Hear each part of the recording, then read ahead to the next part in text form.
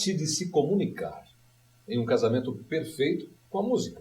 Desde 1998, esse tem sido o objetivo maior de uma diretora teatral que sempre buscou abraçar com carinho e muita devoção o legado de lendas da nossa cultura popular. É uma hotlist que vai de Nelson Rodrigues a Rita Lee, sempre com o intuito de extrair o melhor de cada uma dessas estrelas de primeira grandeza. Ao lado dela, nessa longa e premiada jornada, figuras proeminentes de nossos palcos e telas Brasil afora deram vida aos seus sonhos. A lista é longa, plural e não menos talentosa. Tem Mel Lisboa, Cássio Escapim, Juan Alba, Vanessa Gerbelli e muitos outros mais. O Jazz Masters Talks tem a honra de conversar hoje com a diretora paulistana Débora de Bois. Prazer, Débora. Prazer. Tudo bem? Tudo bom. Que bom recebê-la aqui. Ainda mais sabendo que você já ouviu o Jazz Masters lá atrás, né? Fã total. Aliás, me deu uma emoção quando cheguei aqui, escutei a tua voz, falei, nossa, olha a voz do Paulo Maia. Que tanto tempo fez parte, né? Que bom, né? Dos anos, faz 18 anos. Isso. 18 anos, eu não sei como começou o Jazz Masters. Faz um tempo, mas realmente marcou muito. Me fala um pouquinho, a gente estava conversando aqui, obviamente a gente fala de bastidores e tudo mais, aquela conversa rolando, e ainda mais você conhece o Jazz Masters, que nosso foco é tendência, descobrir talentos e tudo mais. E isso eu acho que a gente tem em comum, né? Você principalmente com os palcos, né? Com os atores, com as atrizes, novos cantores que chegam por aí, né? Como é que o teatro entrou na sua vida e falou, não, vou descobrir talentos. Era isso que você queria? Como é que foi? Não tinha o propósito de encontrar talentos, acho que não. E sim de contar história. Então, eu acho que eu sou uma contadora de história. Você tem várias formas. Uma é abrindo um livro e lendo, a outra é pegar esse livro e transformar isso em imagem. Então, acho que o que me levou foi o contar histórias. Eu sempre tive uma coisa muito forte com a música. Então, quando eu era criança, eu ia à ópera com meu pai. Então, eu gostava muito de ópera. E meu pai assinava uma coleção que vinha a ópera, o disco e o encarte, que você lia a história. Então, praticamente, eu aprendi a ler lendo histórias de ópera. E aquilo são histórias muito trágicas, né? Para uma criança, então, era uma tragédia só.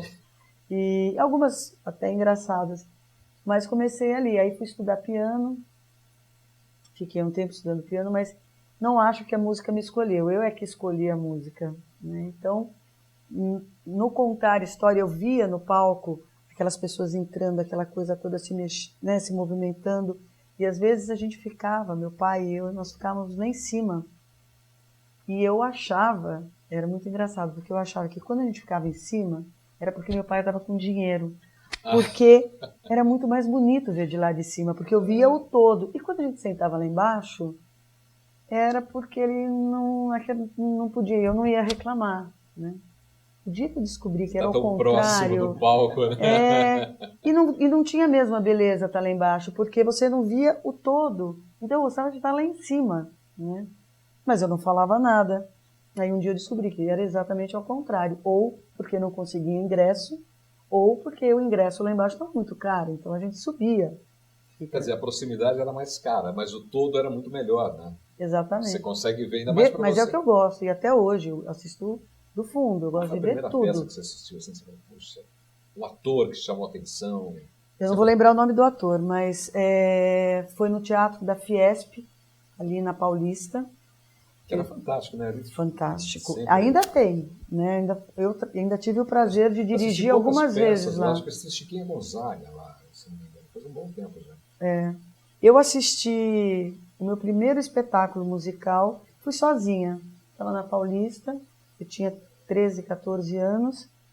Entrei, era de graça, eu sei que eu entrei e assisti um espetáculo musical com uma companhia, na verdade, que depois eu fiquei sabendo, uma companhia que era contratada. E aí passei a assistir sempre. Esse foi o primeiro. Depois fui assistir Cacá Rossetti, que foi uma paixão assistir Cacá Rossetti, um espetáculo Ubu, que ele misturava circo com música. Eu assisti 17 vezes. E eu falei, é isso que eu quero fazer, não tenho dúvida de que Quer dizer, o start foi ali aos 13, 14, e Cacá Rossetti... mas eu achava ainda distante, né, para mim, né, aquilo não era. Aí fui para a USP, eu estudava música já e fui chamada para fazer um curso de arranjo e improvisação com música, com um professor que era o Brent, um músico fabuloso. E comecei a cantar no coral da USP. No coral da USP a gente montou com o Benito Juarez, era um maestro, aí montamos um dos grupos, o nosso grupo virou um grupo meio performático, chamava Tainá. E aí eu fui entrando misturando tudo, né? Música, teatro. É gostoso, né? Quando você tem você fala do teatro musicado, né? Uhum. É muito interessante. Eu assisti várias peças assim. E é muito gostoso quando você encontra gente talentosa, né? Começando a carreira. Você deve ter conhecido muita gente que estava começando a carreira ali, né? No palco. Com certeza. Porque eu comecei, assim, aos 16 anos é que a coisa ocupou mesmo espaço na minha vida, para desespero dos meus pais. E trabalhar você não vai, né? Exatamente. Tem aquela coisa antiga, né? Mas já trabalhava, eles tinham loja, já meio trabalhava com eles também, mas fugia, né? Lógico. Claro. Comecei a fazer teatro de rua.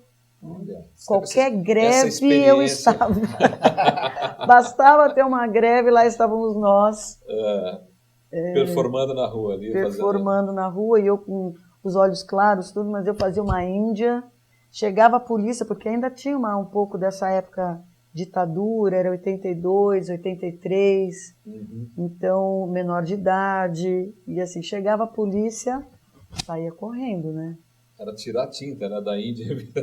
Não, a gente não sabia, eram conceitos, conceito, né? Eram conceitos. E você trabalha isso nas peças, né? Pelo que eu já pude acompanhar, né? Você trabalha essa coisa de conceito. Você não é aquela coisa de colocar efetivamente no palco, né? Você falando numa entrevista, não, você está tomando água, você não precisa, você não precisa estar com o copo de água ali, você precisa imaginar que tem um copo de água ali. Mexer com a imaginação é como o rádio, né? Para nós, né? Você mexe e você fica imaginando como que é o Paulo, como que é aquela música, como que é aquele cantor. O que está acontecendo ali? Você cria alguma... E eu acho que para você também, acho que você trabalha um pouco isso, né? Eu gosto muito. De fazer a gente imaginar o que está ali, né? Sim. Eu faço um trabalho, eu sempre penso na concepção. Então, essa concepção eu levo meio que para tudo. Então, eu acabo cercando os artistas que vão trabalhar comigo, para a gente entrar na mesma conversa. E com os atores também. Eu vou seguindo, a hora que eu sinto a segurança, às vezes é uma luz, eu gosto muito de luz, às vezes é uma música que nem entra no espetáculo, mas que dita o ritmo, a pegada, a levada. Às vezes é uma foto que eu vi, que eu levo para aquilo. E eu gosto de fazer com que essa pintura passe para tudo. Então, quando você vai assistir um espetáculo, você fala, tem a luz, tem o som, e tudo caminha junto ali, né? E isso é uma obra teatral. É o caminhar junto com vários artistas, e gosto de deixar ele resolver algumas coisas. Eu gosto, por exemplo, para criança, né? Fala, tem o monstro principal. Esse monstro principal, provavelmente, no meu espetáculo, ele não existe. Ele não vai estar materializado. Para que você possa imaginar, né? Que monstro é esse? E a mesma coisa, às vezes, eu faço com teatro adulto. Eu falo que eu faço teatro infantil para adultos. Porque eu gosto de trabalhar essa coisa da imaginação. Eu estou com um espetáculo agora, que é o Xandu Quaresma, que foi a peça que lançou o Fagundes, que é o texto do Chico de Assis, que faleceu em 2015. Fagundes, né? Exatamente, Fagundes, e o Chico de Assis também, porque ele trabalha na mesma linha do Suassuna. Eles eram meio que uma turma, eles trabalhavam o cordel, né, o teatro de cordel. E assim, são personagens muito engraçados. E aí eu resolvi que, depois de uma pandemia, depois, né, de uma série de coisas, políticas, enfim, a gente precisa achar um motivo para começar a falar de alguma coisa.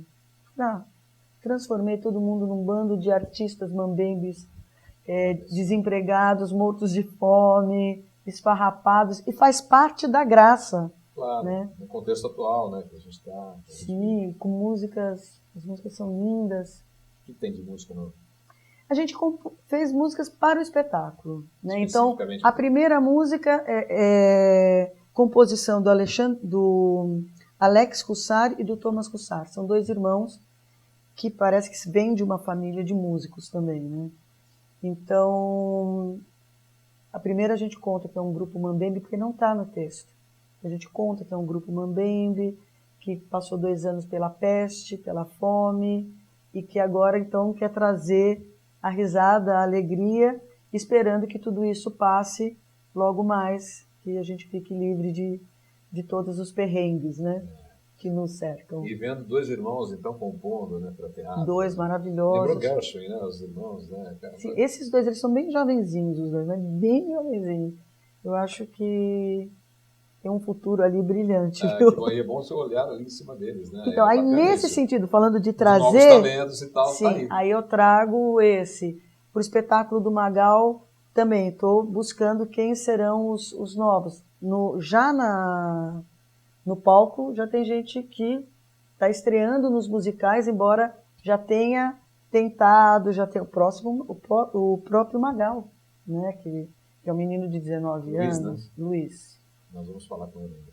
Que é maravilhoso, né? E com certeza é o primeiro trabalho, assim, né? Para um menino de 19 anos. Claro, sem dúvida, já está muito bem. Me fala um pouquinho sobre o Lampião e Lancelot. Foi 2013 isso? Foi 2013. Zé Cabaleiro entrou na... Você já conhecia o Zeca? Já. Eu dirigi Quem Tem Medo de Curupira, que foi um texto que ele escreveu aos 19 anos, ainda lá na cidade dele, que escrito à máquina de escrever. Olha isso. Impressionante, né? Porque fazia já um tempo. E aí levei para o SESI, eles abraçaram a ideia, e aí ele teve que voltar, sentar no computador, reescrever, e ali começou a nossa companhia. Companhia não, parceria, em 2010. E de lá para cá a gente fez bastante coisa. Você me lembrou de essa máquina de escrever, tem uma história, eu lembro o Daniel Barbarala, da BTZ, não sei se nome da propaganda, ele dizia, ou do Ailib, acho que foi do Ailib, se não me engano, ele dizia que ficava de madrugada com a máquina de escrever e a mulher dele não dormia, mas ela não reclamava, porque sabia que ele estava trabalhando, né, nas ideias. Essa coisa da máquina de escrever tem muita coisa pro teatro, né? Muita coisa. A gente vai no teatro, a gente vê aquela coisa antiga, é gostoso isso, né? Sim. E o Zé Cabaleiro escrevendo na máquina. É, porque ele começou no teatro também, né? Ele fazia teatro na cidade dele, em São Luís, do Maranhão, e era de um grupo de teatro, e ele era o diretor musical. E ele escreveu uma peça para isso. E essa peça, inclusive, foi o Lampião e Lancelot, ganhou. Sim, o que a gente fez, o nosso primeiro, que era texto dele, música dele, foi ali no SESI, na Paulista. Nós ganhamos todos os prêmios. Você voltou ao SESI? Muito. Sim. Dessa vez é bem acompanhada e com prêmio. Eu voltei ao SESI em 2000, tá ano redondo. Em 2000 foi o primeiro. Esse foi em 2010. E depois o Lampião Lancelot foi em cima de um livro extremamente premiado, que é do Fernando Vilela. Fernando Vilela, um livro que foi premiado inclusive fora do Brasil. E é um livro lindíssimo, né? Na hora de trazer ele para o palco, que era esse encontro entre Lampião e Lancelot, precisava de uma dramaturgia, precisava tirar ele do livro e transformar em dramaturgia. E aí o Zeca, você vai fazer, ele começou, não, eu acho que aí é muita pretensão, eu não acho que eu tenho que fazer isso, porque mexe com rima, né? Com métrica. Ele falou, puxa, eu adoraria, mas eu tenho medo de mexer né? E não ser capaz. Ele falou, não, vamos chamar uma pessoa que é mestre no assunto. E aí nós chamamos o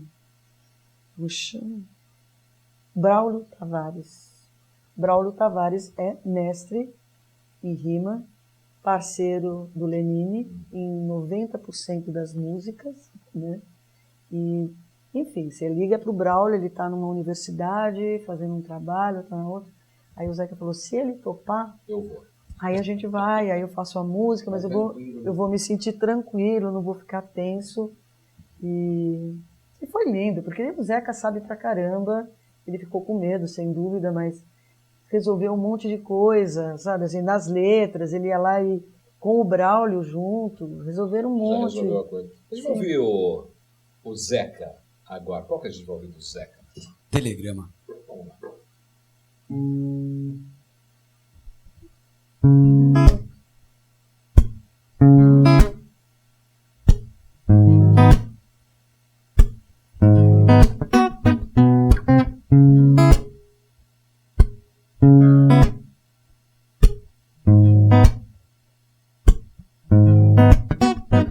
Eu tava triste, tristinho, mas sem graça que a top mal deu uma grela na passarela. Eu tava sozinho, mais solitário que o paulistano e um vilão do filme mexicano. Tava mais bobo que banda de rock e um palhaço do circo Vostok. Mas ontem eu recebi um telegrama.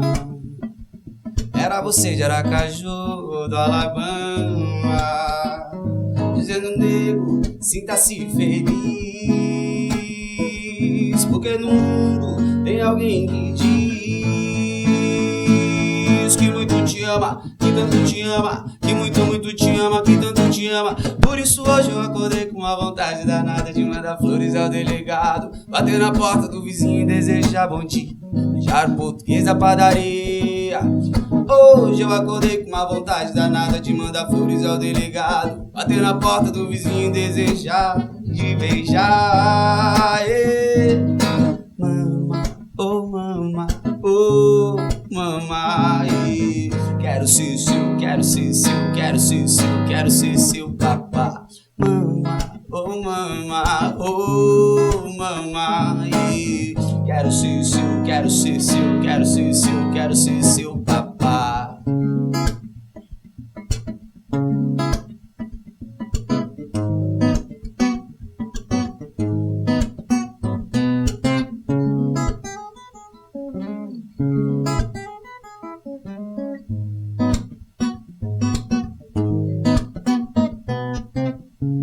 Me dê a mão, vamos sair pra ver o sol. Hoje eu acordei com uma vontade danada de mandar flores ao delegado, bater na porta do vizinho e desejar bom dia, beijar o português da padaria. Hoje eu acordei com uma vontade danada de mandar flores ao delegado, bater na porta do vizinho e desejar bom dia, beijar o português da padaria. Mama, oh mama, oh mama, quero ser seu, quero ser seu, quero ser seu, quero ser seu papai. Mama, oh mama, oh mama, quero ser seu, quero ser seu, quero ser seu, quero ser seu papá. Muito bem. Maravilhoso, adorei, muito bom. Rapaz, elogio aqui. Gostei. Você já acordou um dia querendo mandar flores ao delegado? Já. Ai, adoro, porque a gente sabe que vai passar também, né, essa felicidade, esse momento de felicidade. Agora, depois desse premiado, né, com o Bibi Ferreira, inclusive, Rita Lee mora ao lado. Veio depois? Veio depois, foi 2000. Com Mel Lisboa ainda? Sim, com Mel Lisboa. Já era... A ideia do projeto, Márcio Macena, que é um cara que já foi meu produtor, enfim, já fizemos cenários juntos, figurino, enfim, é um grande amigo que nós trabalhamos juntos bastante, assim. E ele tinha esse projeto, quero fazer, e aquilo não ia. De repente, fez assim, já era a Mel Lisboa.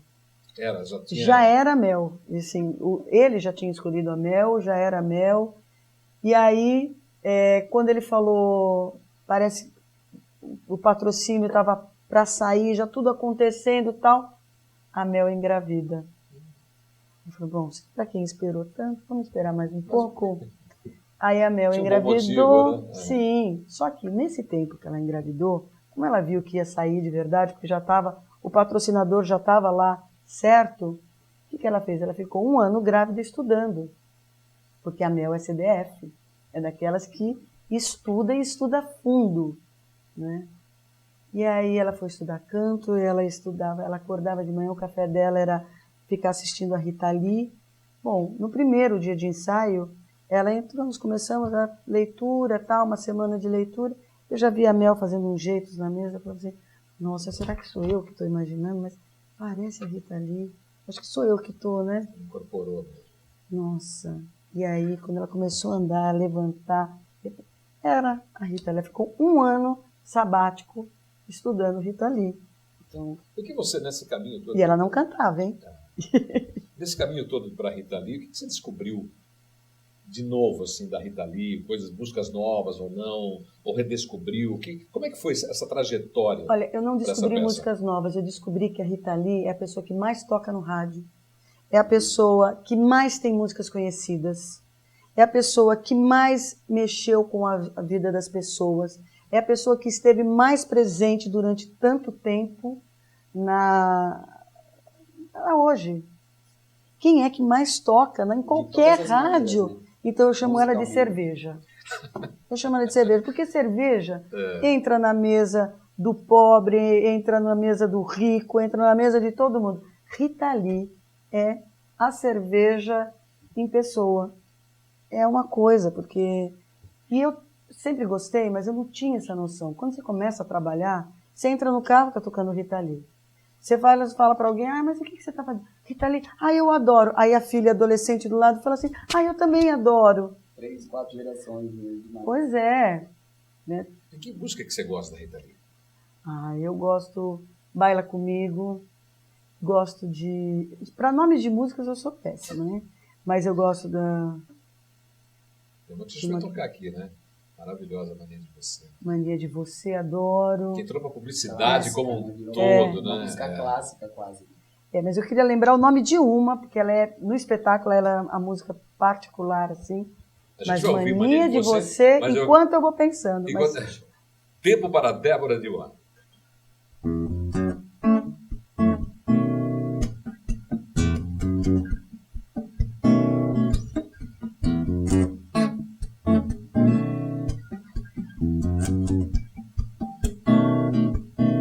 Meu bem, você me dá água na boca, vestindo fantasias, tirando a roupa, molhada de suor, de tanto a gente se beijar, de tanto imaginar loucuras. A gente faz amor, telepatia, no chão, no mar, na lua, na melodia. Mania de você, de tanto a gente se beijar, de tanto imaginar loucura.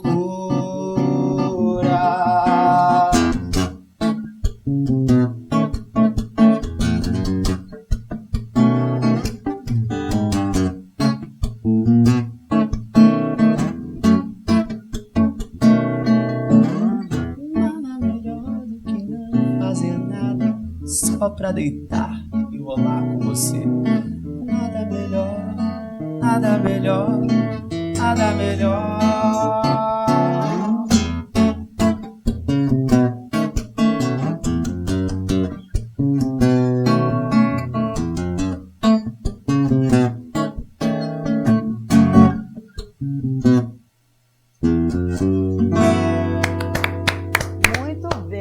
Lembrou? Maravilhoso. Não. Lembrei de um trechinho da música, daqui a pouco eu vou lembrar a música. Mas vamos lá, não tem problema nenhum. No papo aqui ela vai lembrar. É que ouvindo, aí mistura, né? Mistura, não tem a música. Mas outra não tem como lembrar. E é impressionante, né? Você vê uma letra sensual, né? Poética, doce. Rita Lee. Mas você me perguntou do que eu descobri. Eu descobri uma coisa também que eu não sabia. um amor de verdade, que é o Roberto de Carvalho, por ela. Sim. Assim, eu lembro que quando eu, na adolescência, assim, a gente ouvia muitas coisas na mídia, né? Bateu, fez. Eu lembro de ouvir coisas. Então, eu criei uma coisa com o Roberto que eu nem sabia de onde vinha, mas da mídia. Tanto que quando a gente começou, eu falei assim, nossa, mas o Roberto de Carvalho e tal. Aí você vai estudar, aí você vai ler a vida, aí você tem o livro referência, aí você tem não sei o quê, aí você tem relatos, aí você tem a família falando. E aí você descobre que, na verdade, o cara deixou tudo isso, falarem dele, não sei o quê, para proteger ela. Tudo estava assim. É um arroz e feijão ali, não era tem, proteção não tem como, né? Total. Rita e Roberto. Um grande cuidador dela. Maravilha. A gente tem essa Isso impressão. eu descobri, e aí passei a amar o Roberto de Carvalho. Porque falei, nossa, como a mídia é capaz, né? Numa época que, né, fofoca vendia muito, Sim. né? Que bom você falar isso agora, né? Fica um resgate, é bem bacana isso. E até hoje, né? Quem cuida dela. Tá lá. Bom, e você voltou a trabalhar com o Zé Cabaleiro depois? Assim, a gente está sempre... Fez uma versão com o Rock Santeiro, antes Fizemos teve Rock Santeiro. A Paixão Segundo Nelson. A Paixão Segundo Nelson era uma vontade nossa. Um dia a gente estava no estúdio gravando, eu não lembro o quê. Era o Zoró, um CD para crianças dele. E eu fazia uma personagem infantil, de brincadeira, né? E aí a gente estava falando e falamos...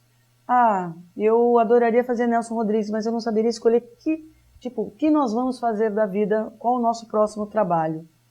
E aí falei, puxa, eu adoraria fazer um Nelson Rodrigues, gosto tanto do Nelson Rodrigues, nunca fiz nada, e tem que fazer. Shakespeare e Nelson Rodrigues a gente tem que fazer antes de morrer, né?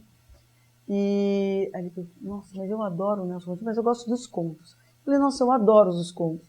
E aí começamos a lembrar contos. Daí ele falou, eu acho que eu gostaria de adaptar um conto. E aí ele começou a adaptar, e eu comecei a ler, eu falei, Zeca, isso vira teatro. Você acha? Eu falei, vira teatro.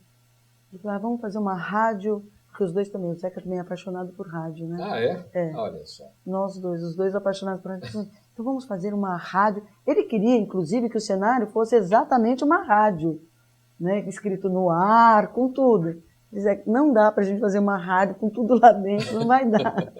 Mas os atores não andavam no palco. Então era uma mistura de uma rádio com um set de filmagem. Eu coloquei trilhos e eles andavam pelos trilhos no palco. Então passava por um trilho, vinha um, depois vinha outro. E eram uma colagem de contos que o Jarbas Homem de Melo fazia lindamente. A Vanessa Gerbelli, a Helena Ranaldi, enfim, um elenco muito bacana, tinha um elenco ali muito bom. Você tá tentando imaginar, que no nosso estilo, tá tentando imaginar a cena, né? Os contos, né? Era quase um filme. Para quem queria fazer um rádio, você deu Na verdade, virou uma mistura de cinema com teatro e a rádio, porque tinha a rádio, tinha a personagem do Nelson Rodrigues, tem um codinome que é a Mirna que costurava todas as histórias, que era um ator que mora há muitos anos fora do Brasil, e ele veio para o Brasil e ele só faz personagens femininos. Na década de 80, ele só fazia no teatro personagens femininos no Brasil. E aí, no Brasil uma coisa mais difícil, ele acabou fazendo isso fora do Brasil e veio fazer a nossa Mirna. Também tinha o Rui Rezende, que na novela Saramandaia era o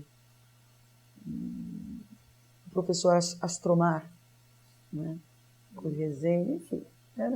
E aí, agora estamos com o Magal, muito mais que o Amante Latino, é isso? Sim, uma delícia. Me conta um pouquinho como é que... a gente conversou aqui num dos nossos Jazz Masters Talks, né? Para quem passeia pela internet, para quem está aí ligado nas redes sociais, vai poder encontrar esse bate-papo com a Bruna. Sim. Né?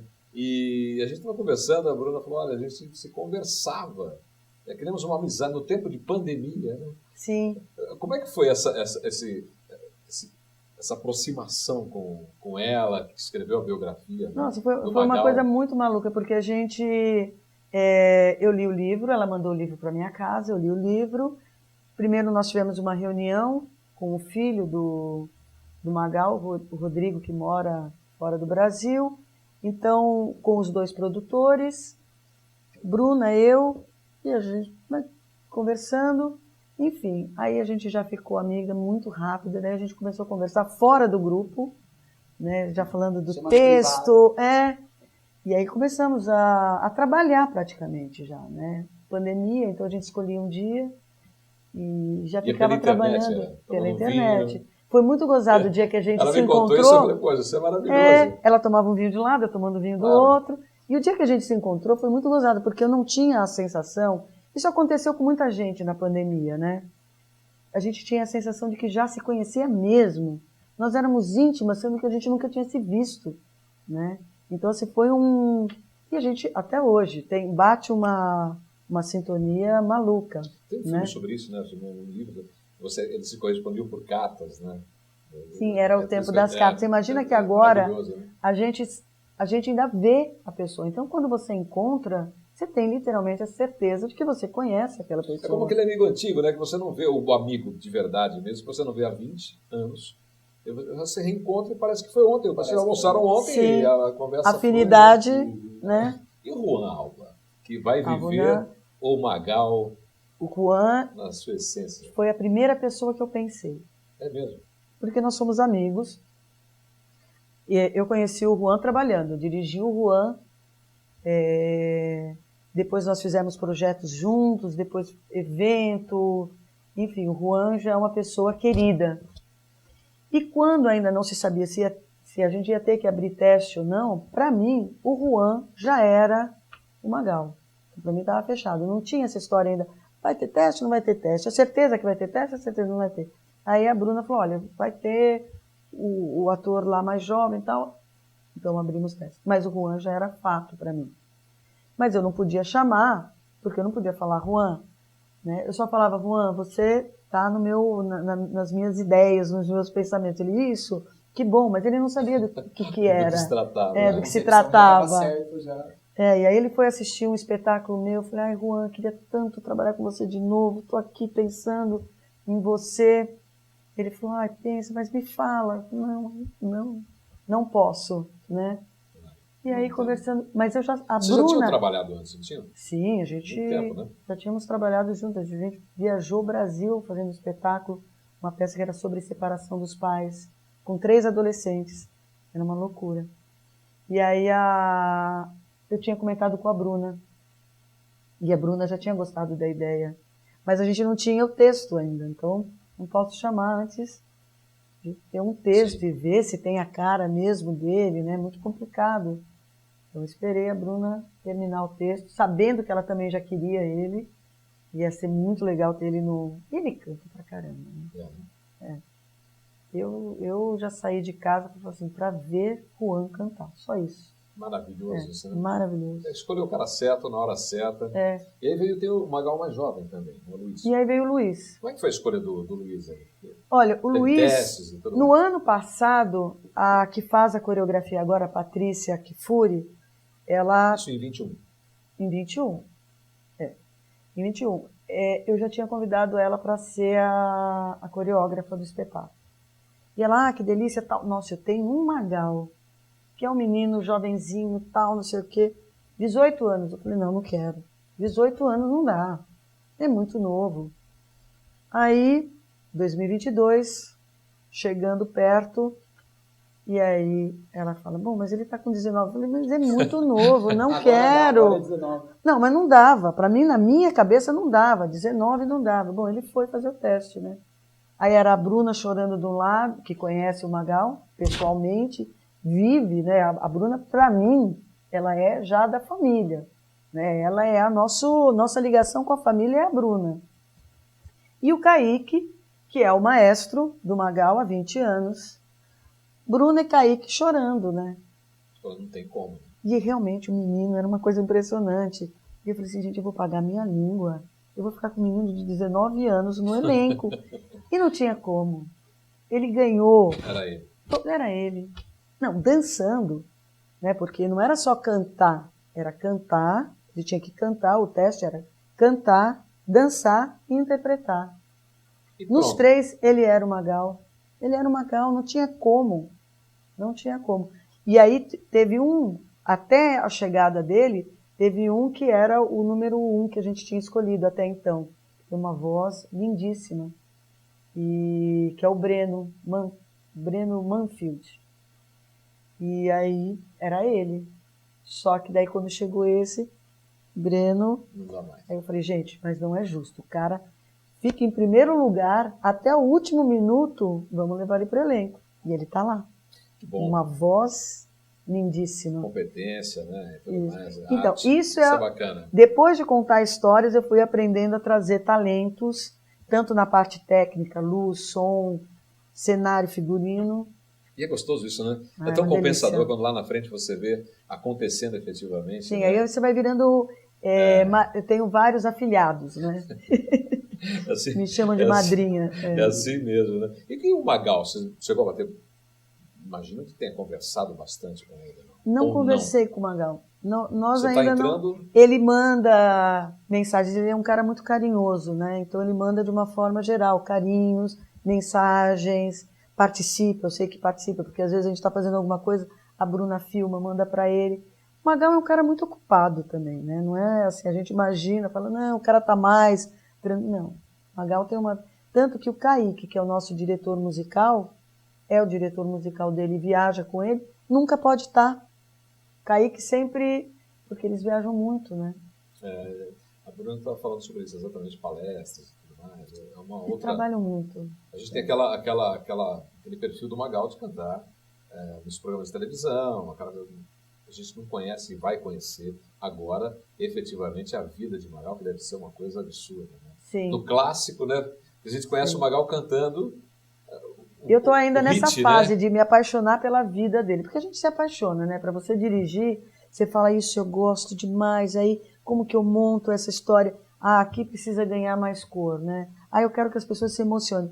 A Bruna já deixou aqui engatilhado que é muito linda essa cena. Então, a gente já chorou lendo e já riu lendo, né, também. E o que tem aí, para terminar esse bate-papo, que foi incrível, né? Não é tão longo, infelizmente, a gente tem os horários, né? O tempo. O que há daqui para frente? Fora Magal, que imagino que você deva estar lendo alguma coisa, ou deve estar pensando já no próximo passo, ou não. Você está focada no Magal e ainda não está pensando em mais nada. Não, eu tenho muita vontade, eu gosto muito do Dias Gomes, então assim, eu tenho muita vontade de fazer um texto ainda do Dias Gomes, o Pagador de Promessas, mas ainda falta uma série de coisas para fechar. Mas eu tenho a Valsa de Lili Viajando, eu não sei se você ouviu falar, a Valsa de Lili é em cima de um espetáculo em cima de um livro de uma menina que teve poliomielite, a Lili, Eliane Zaghi. Ela está na internet, todo mundo pode achar e conversar. Ela não mexe do pescoço para baixo, ela só mexe a cabeça. Ela pinta, ela escreve, e ela entrou no Hospital das Clínicas com 1 ano e 9 meses. Hoje ela está com 47 anos. Então nós contamos a história dela no teatro, com a Débora Duboc, a atriz Débora Duboc. Então a gente está... E agora, justamente, se fala muito da poliomielite, porque a vacinação caiu demais. Então, Eliana Zaghi, você entra nas páginas dela, ela está falando, não deixe, arrependimento não tem vacina. E ela é uma pessoa deitada, é só uma cabeça falando, né? A gente tem que tomar cuidado com isso, principalmente você acabou de deixar aí, um ponto importantíssimo, né? Sim.